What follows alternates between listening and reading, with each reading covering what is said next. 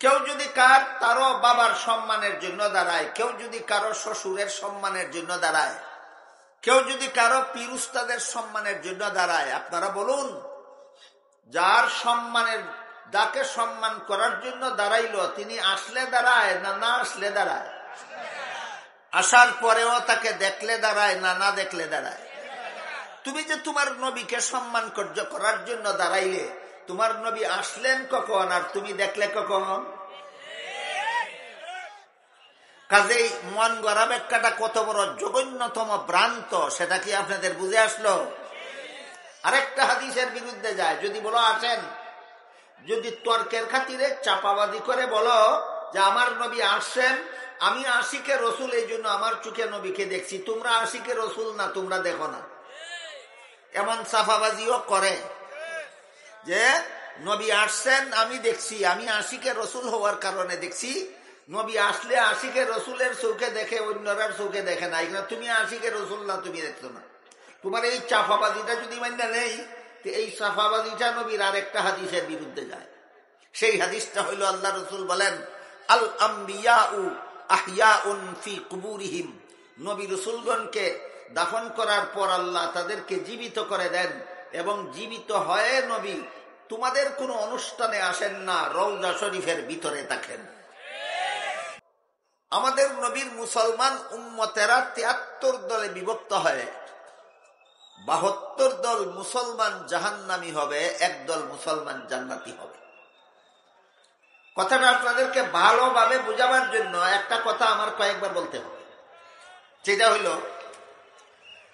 রাসূল যে বললেন ৭২ দল মুসলমান জাহান্নামী হবে, এরা কি ৬ কথায় অবিশ্বাসী হওয়ার কারণে মুসলমান? বলেন কিছু না, ৬ কথায় বিশ্বাসী হওয়ার কারণে মুসলমান? এরা ৬ কথায় বিশ্বাসী হওয়ার কারণে মুসলমান। তাহলে জাহান্নামী হবে কোন দোষের কারণে? আর একদল মুসলমানকে যে রাসূল জান্নাতি বলেছেন, এরাও তো ৬ কথায় বিশ্বাসী বলেই মুসলমান, এরা জান্নাতি হবে কোন গুণের কারণে? অত্যন্ত গুরুত্বপূর্ণ প্রশ্ন এই দুইটা। হাদিসে যে আল্লাহর রাসূল বললেন ৭২ দল মুসলমান জাহান্নামী হবে, এরা ৬ কথায় বিশ্বাস করার কারণেই তো এরা মুসলমান, জাহান্নামী হবে কোন দোষের কারণে? আর একদল মুসলমান জান্নাতি হবে, এরাও তো ৬ কথায় বিশ্বাসী বলেই মুসলমান, এরা জান্নাতি হবে কোন গুণের কারণে? প্রথম প্রশ্নের জবাব, ৭২ দল মুসলমান ৬ কথায় বিশ্বাসী হওয়ার কারণেই মুসলমান, তারপরও যে দোষের কারণে এরা জাহান্নামী হবে, এই দোষটা হলো এরা ৬ কথা বিশ্বাস করবে মন গড়া ব্যাখ্যা মতো। এই কথা জীবন ভর সমস্ত মুসলমানের মনে রাখা দরকার। রাসূল যে হাদিস শরীফে বলেছেন ৭২ দল মুসলমান জাহান্নামী হবে, এরা মুসলমান কেন? ৬ কথায় বিশ্বাস করার কারণে। জাহান্নামী কেন? ৬ কথার মন গড়া ব্যাখ্যা বিশ্বাস করার কারণে। আমি আপনাদেরকে বুঝাতে পারলাম কিনা আমার নিজেকে পরীক্ষা করার জন্যই আপনাকে জিজ্ঞাসা করতে হবে।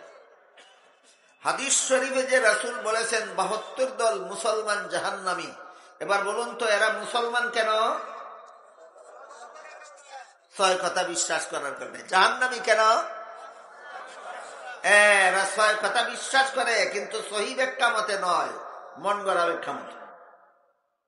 শুধু এই বিষয়টার উপর অন্তত ৩-৪ ঘন্টা আলোচনা হওয়া দরকার। আমাদের সমাজের মুমিন মুসলমানের ইমান আকীদার যে দুর্দশা, এই দুর্দশার সংশোধনের জন্য শুধু এই বিষয়টার উপর ৩-৪ ঘন্টা আলোচনা হওয়া দরকার। এত লম্বা আলোচনা কেউ আজকাল মনোযোগ দিয়া করারও সাহস করে না, আর এত লম্বা আলোচনা আমি করার মতো শক্তি সামর্থ্য রাখি না। এই জন্য কথাগুলি, অনেক কথা আমার অতি সংক্ষেপে আপনাদের সামনে বলতে হবে, একটু মনোযোগ সহকারে শোনার বোঝার চেষ্টা করবে। ৭২ দল মুসলমান ৬ কথায় বিশ্বাসী হওয়া সত্ত্বেও এরা মন গড়া ব্যাখ্যা মতো বিশ্বাস করার কারণে এদেরকে আল্লাহ রাসূল জাহান্নামী বলেছেন।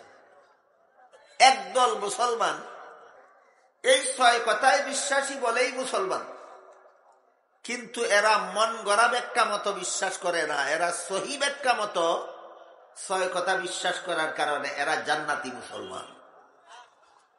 আমার কথা বুঝে থাকলে বলেন, 72 দল মুসলমান 6 কথায় বিশ্বাসী, জাহান্নামী কেন? মন গড়া ব্যাখ্যা। একদল মুসলমান জান্নাতি, এরাও 6 কথায় বিশ্বাসী, জান্নাতি কেন? 6 কথা সহি ব্যাখ্যা মতো বিশ্বাস করে। এখন প্রশ্ন জাগে, তাহলে এই 6 কথার সহি ব্যাখ্যা পাওয়া যায় কোথায়? এর আগে আর একটা কথা মনে রাখতে হবে, 6 কথা পাওয়া যায় কোথায়, তারপরে আমরা বলবো 6 কথার সহি ব্যাখ্যা পাওয়া যায় কোথায়। আগেই বলেছি, ইমানের 6 কথা কুরআনে হাদিসে পাওয়া যায়। কুরআনের বিভিন্ন আয়াতে আল্লাহ এই 6 কথার বিবরণ দিয়েছেন, রাসূল তার বিভিন্ন হাদিসে এই 6 কথার বিবরণ দিয়েছেন। সুতরাং ইমানের 6 কথা পাওয়া যায় কোথায়? কুরআনে আর হাদিসে। মনে রাখতে হবে আপনাদের। এই জন্য আমি আগেই বলেছি, কয়েকটা কথা আমার বারবার বলতে হবে, যেন আমার বারবার বলার দ্বারা আপনাদের মুখস্থ হয়ে যায় এবং জীবনভর মনে রাখতে পারেন। ইমানের 6 কথা পাওয়া যায় কোথায়? কুরআনে আর হাদিসে। এবার বোঝার চেষ্টা করি 6 কথার সহি ব্যাখ্যা পাওয়া যায় কোথায়। এর আগে আর একটু কথা বাকি, দেখে মন গড়া ব্যাখ্যা পাওয়া যায় কোথায়। এটা কোনো প্রশ্নের মতো প্রশ্ন না, জবাব দেওয়ার দরকার নাই। তারপরও যদি কারো বুঝার বাকি থাকে যে মন গড়া ব্যাখ্যা পাওয়া যায় কোথায়, তাদের জন্য বলি, মন গড়া ব্যাখ্যা পাওয়া যায় মনের কোণায়। মন গড়া ব্যাখ্যা পাওয়া যায় কোথায়? মনের কোণায়। এরকম মনের কোণার থেকে একটা ব্যাখ্যা আপনাদের শোনাই। আমার বাবাকে সম্মান করার জন্য যদি আমি দাঁড়াতে পারি, আমার শ্বশুরকে সম্মান করার জন্য যদি আমি দাঁড়াতে পারি, আমার পীরকে, আমার উস্তাদকে সম্মান করার জন্য যদি আমি দাঁড়াতে পারি, আমার নবীকে সম্মান করার জন্য দাঁড়াতে পারবো না কেন? এই যে একটা ব্যাখ্যা। ব্যাখ্যাটা পাইলাম কোথায়? মনের কোণায়। ব্যাখ্যাটা পাইলাম কোথায়? মনের কোণায়। এই মন গড়া ব্যাখ্যাটা রাসূলের একটা হাদিসের বিরুদ্ধে যায়। এই মন গড়া ব্যাখ্যাটা রাসূলের একটা হাদিসের বিরুদ্ধে যায়। হাদিসটা হলো পৃথিবীর বিখ্যাত হাদিসের কিতাব মিশকাত শরীফ 2য় খণ্ডের 403 পৃষ্ঠায় বর্ণিত হাদিস। আল্লাহর রাসূল বলেন, মান সাররাহু আন ইয়াতামাসসালা লাহুর রিজালু কিয়ামান ফালইয়াতাবাওয়া মাকআদাহু মিনান নার। এর অর্থ হইল, যাকে দাঁড়াইয়া সম্মান করলে খুশি হয় তার ঠিকানা জাহান্নামে। কি বলছেন রাসূল? যাকে দাঁড়াইয়া সম্মান করলে খুশি হয় তার ঠিকানা জাহান্নামে। কাজেই আমার নবীকে দাঁড়াইয়া সম্মান করলেই তিনি খুশি হবেন। খুশি হইলে তো ঠিকানা জাহান্নামে হবে। কাজেই যে নবী বললেন যে দাঁড়াইয়া সম্মান করলে যে খুশি হয় সে জাহান্নামী, এই নবীকে দাঁড়াইয়া সম্মান করলেই খুশি হন? হইতেই পারে না। সুতরাং আমার মন গড়া ব্যাখ্যাটা কার বিরুদ্ধে গেল? নবীর হাদিসের বিরুদ্ধে গেল। কার বিরুদ্ধে গেল? নবীর হাদিসের বিরুদ্ধে। এছাড়া কেউ যদি তারও বাবার সম্মানের জন্য দাঁড়ায়, কেউ যদি কারো শ্বশুরের সম্মানের জন্য দাঁড়ায়, কেউ যদি কারো পীর উস্তাদের সম্মানের জন্য দাঁড়ায়, আপনারা বলুন, যাকে সম্মান করার জন্য দাঁড়াইলো তিনি আসলে দাঁড়ায় না না আসলে দাঁড়ায়? আসার পরেও তাকে দেখলে দাঁড়ায় না না দেখলে দাঁড়ায়? তুমি যে তোমার নবীকে সম্মান করার জন্য দাঁড়াইলে, তোমার নবী আসলেন কখন আর তুমি দেখলে কখন? কাজেই মন গড়া ব্যাখ্যাটা কত বড় জঘন্যতম ভ্রান্ত, সেটা কি আপনাদের বুঝে আসলো?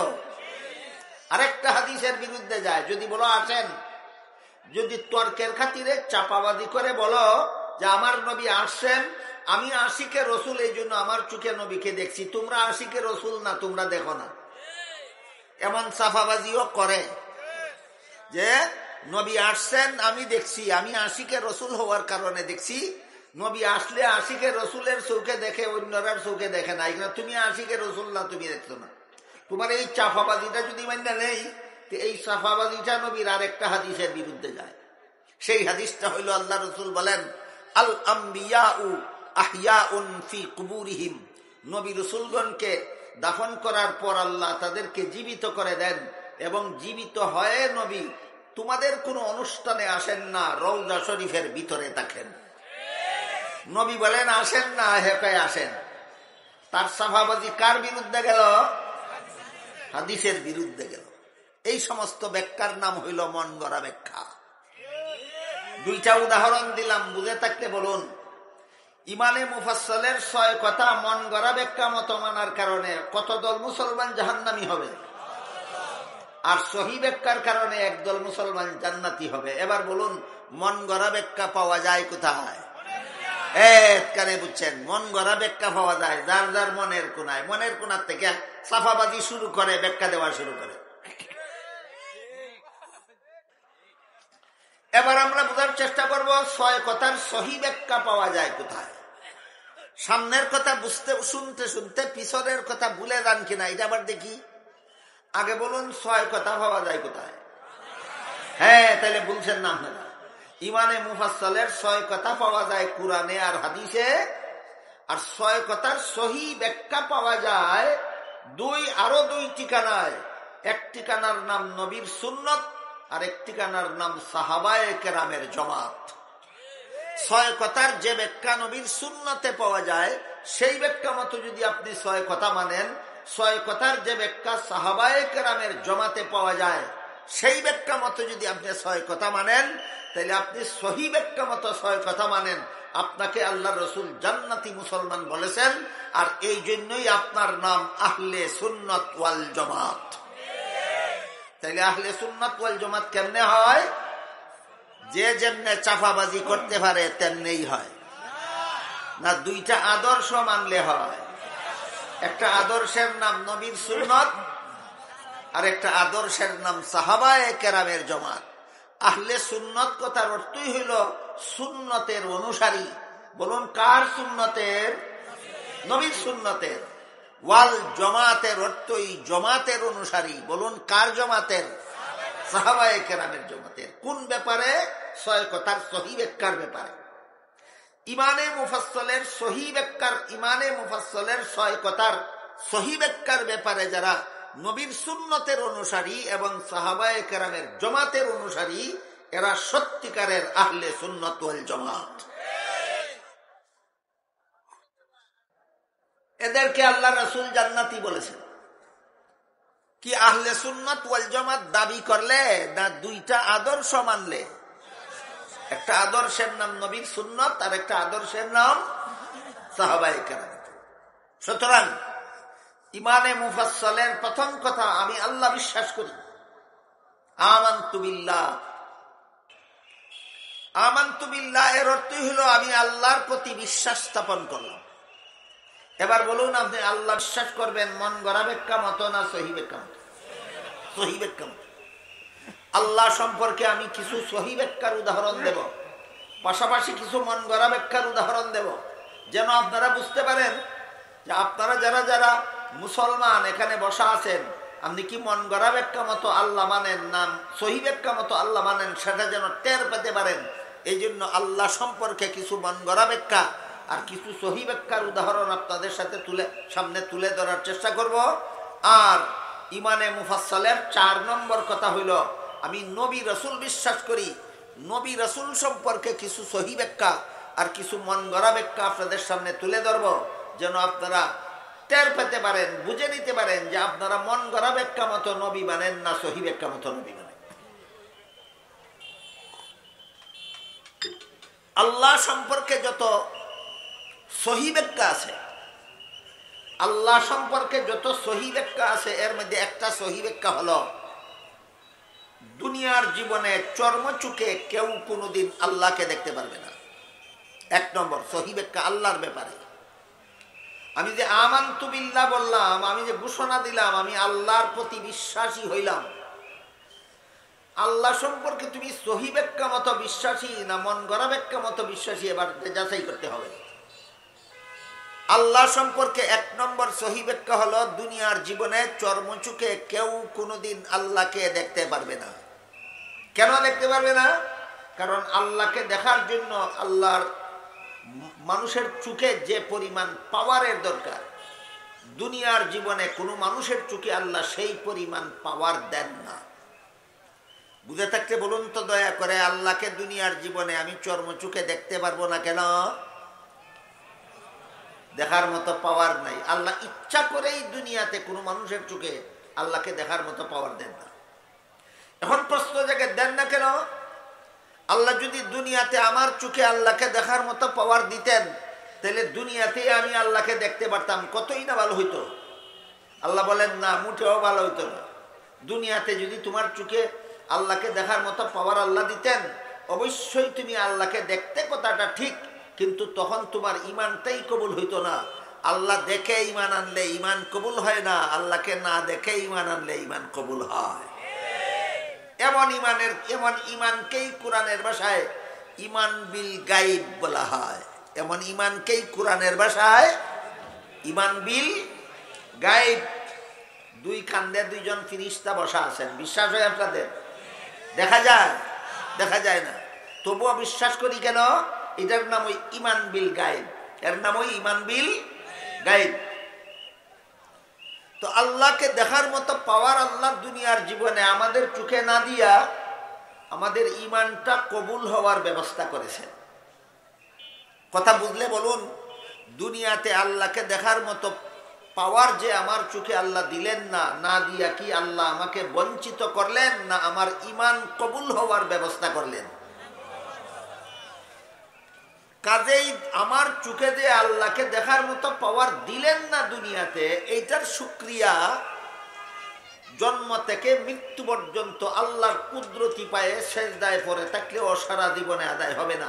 আল্লাহর এই একটা নিয়ামতের শুকরিয়া যে দুনিয়াতে আমার চোখে যে আল্লাহকে দেখার মতো পাওয়ার দিলেন না, না দিয়া আমার ইমানটা কবুল হওয়ার ব্যবস্থা করলেন। এই কথাগুলি না জানা পর্যন্ত, না বোঝা পর্যন্ত সহি ব্যাখ্যা মতো আল্লাহ মানার কল্পনাও করা যায় না। এই জন্য বলেছি, আল্লাহ সম্পর্কে একটা সহি ব্যাখ্যা হলো, দুনিয়ার জীবনে কেউ কোনোদিন চর্মচোখে আল্লাহকে দেখবে না। কেন দেখবে না? পাওয়ার দেন না আল্লাহ। কেন পাওয়ার দেন না? ইমান কবুল হওয়ার জন্য। আল্লাহ সম্পর্কে দুই নম্বর সহি ব্যাখ্যা হইল, পরকালে মুমিন বান্দাদের চোখে আল্লাহকে দেখার মতো পাওয়ার আল্লাহ দিবেন। তখন পরকালে মুমিন বান্দারা আল্লাহকে আকাশের পূর্ণিমার চন্দ্রের চেয়েও আরো পরিষ্কারভাবে দেখতে পারবে। এটা হলো আল্লাহ সম্পর্কে দুই নম্বর সহি ব্যাখ্যা। এখানে প্রশ্ন আসতে পারে, আমরা তো না দেখেই বিশ্বাস করছি, পরকালে আর দেখার দরকার কি? এই প্রশ্নের জবাব হইল, পরকালে মুমিন বান্দারা জান্নাতের যত নিয়ামত ভোগ করবে, সমস্ত নিয়ামত উপভোগের যত আনন্দ হবে, আল্লাহকে দেখার আনন্দ হবে তার চেয়েও বেশি। বুঝে থাকতে বলেন, জান্নাতের নিয়ামত ভোগ করার আনন্দ বেশি না আল্লাহকে দেখার আনন্দ বেশি? সেই আনন্দ থেকে যেন কোনো মুমিন বান্দা পরকালে বঞ্চিত না থাকে, এই জন্য আল্লাহ মুমিন বান্দাদের চোখে পরকালে আল্লাহকে দেখার মতো পাওয়ার দিবেন, এবং সেই পাওয়ারের দ্বারা মুমিন বান্দারা আল্লাহকে পরকালে পূর্ণিমার চন্দ্রের চেয়েও আরো পরিষ্কারভাবে দেখতে পাবে। আল্লাহ সম্পর্কে দুই নম্বর সহি ব্যাখ্যা। আল্লাহ সম্পর্কে এক নম্বর সহি ব্যাখ্যা, দুনিয়াতে দেখা যাবে না। আল্লাহ সম্পর্কে দুই নম্বর সহি ব্যাখ্যা, আখেরাতে দেখা যাবে। আখেরাতে দেখা যাবে। আল্লাহ সম্পর্কে তিন নম্বর সহি ব্যাখ্যা একটু কঠিন আছে, মনোযোগ দিয়ে শুনতে হবে, একটু কঠিন আছে। আল্লাহ সম্পর্কে তিন নম্বর সহি ব্যাখ্যা হইল, আল্লাহ কখনো কারো সাথে বিন্দু মাত্র অবিচার করেন না। আপনাদের কি বিশ্বাস? আল্লাহ কখনো কারো সাথে বিন্দু মাত্র অবিচার করেন না। আর যদি কারো সাথে সুবিচার করেন, তার যদি সুবিচার করেন, তার জাহান্নামে যাওয়া ছাড়া রক্ষা নাই। অবিচার তো করে নেই না, সুবিচার করলে উপায় নাই। তাহলে উপায় কোনটা? উপায় হলো একমাত্র আল্লাহর দয়া। এই কথাটা বহু হাদিসে আল্লাহ রাসূল বলেছেন। বুখারী শরীফের হাদিসে আছে, মুসলিম শরীফের হাদিসে আছে, আরো বিভিন্ন হাদিসের কিতাবে আছে যে আল্লাহর বিচারে দয়া ছাড়া জাহান্নাম থেকে রক্ষা পাওয়ার কোনো উপায় নাই।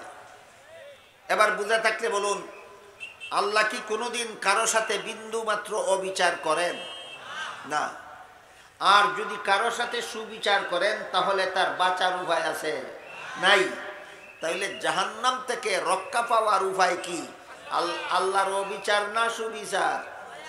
হ্যাঁ, অবিচারও না সুবিচারও না, একমাত্র দয়া ছাড়া জাহান্নাম থেকে রক্ষা পাওয়ার উপায় নাই। এটা হলো আল্লাহ সম্পর্কে 3 নম্বর সহি ব্যাখ্যা।